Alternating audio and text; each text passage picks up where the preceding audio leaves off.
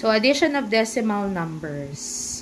Ang una po natin gagawin dito kapag mag-a-add tayo ng decimal numbers ay i-align po muna ang decimal point. So, ang una natin gawin, isulat muna natin yung first decimal number, which is 23 and 21 thousandths plus, ang next na ilalagay natin is yung decimal point nung second decimal number natin. So, i-align natin o pagtapatin yung decimal point, yung dalawang decimal points.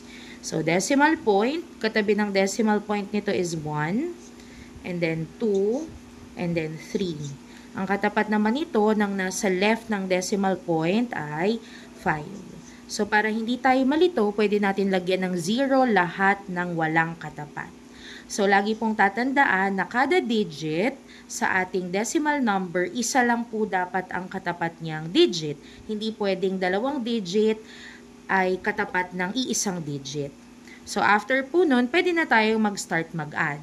So, pag nag-a-add po tayo ng numbers, hindi lang decimal numbers, kahit mga whole numbers po, lagi tayong mag-a-add sa pinaka-right numbers. So, rightmost number po. So, ito yung rightmost number natin, yung 1 and 3. So, add na natin. 1 plus 3 is 4. 2 plus 2 is 4, 0 plus 1 is 1, 3 plus 5 is 8, and 2 plus 0 is 2. Ang huli po natin gagawin, huwag kalimutan ay ilagay ang decimal point. So, ang sagot natin dito, 23 and 21 thousandths plus 5 and 123 thousandths is equal to 28 and 144 thousandths. Another example. So, isulat po muna natin ulit yung first decimal number. 1 and 511 thousandths plus. I-align po ulit natin yung decimal point ng second decimal number. Decimal point, and then sa tabi niya ay 3, and then 1. Sa left naman ng decimal point natin ay 2. Lagyan ng 0 lahat ng digit na walang katapat. So, pag mag-a-add po ulit tayo dito sa rightmost digit natin, 1 plus 0 is 1, 1 plus 1 is 2, 5 plus 3 is 8, and 1 plus 2 is 3. Huwag pong kalimutan ang ating decimal point. So, another example. So, dito po, sulat po muna natin ulit yung first decimal number natin, 5 and 268 thousandths. Ngayon, kung mapapansin natin, yung second number natin is whole number. Pag whole number po, ang decimal point niyan ay nasa dulo. So, itong 14, equal lang din po siya sa ganyang klaseng number. So, kapag whole number po, nasa rightmost yung decimal point. So, decimal point muna dito. So, syempre dahil whole number siya, dito natin siya ilalagay sa left side ng decimal point. So, 4 and then 1. Tapos, lahat po ng walang katapat, lagyan natin ng 0. And then, add na po ulit tayo sa rightmost digit. 8 plus 0 is 8. 6 plus 0 is 6.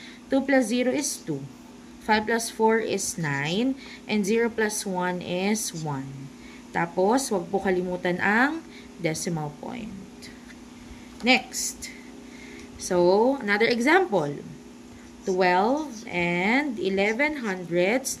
Ilagay po natin yung second decimal number by aligning its decimal points. So, decimal point muna.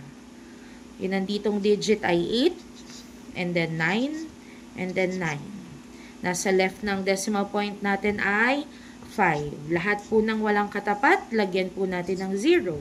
And then mag-add po sa rightmost digits. 0 plus 9 is 9. 1 plus 9 is 10. So, yung number 10 po natin, sabi nga po natin kanina, kada digit, isa lang po ang katapat niyan. So, hindi natin pwedeng ilagay yung dalawang digit na 1 and 0 dito. Dito na po tayo magre-regroup o yung tinatawag nating carry doon sa next number. So, ang ilalagay lang po natin dito sa tabi ng 9 sa ating sum ay 0. And then, i-carry natin tong 1 doon sa next number na hindi pa natin na-add. So, mag-a-add na po tayo. 1 plus 1 is 2 plus 8 is 10. So, 10 ulit. So, hindi natin pwedeng ilagay yung dalawang digits dito sa tapat ng 8 kasi iisa lang yun. So, kailangan po nating ilagay muna yung 0 and then i-carry po ulit o i-regroup itong 1 sa next digit. Then, add na. 1 plus 2 is 3 plus 5 is 8. 1 plus 0 is 1. At huwag pong kalimutan ang decimal point.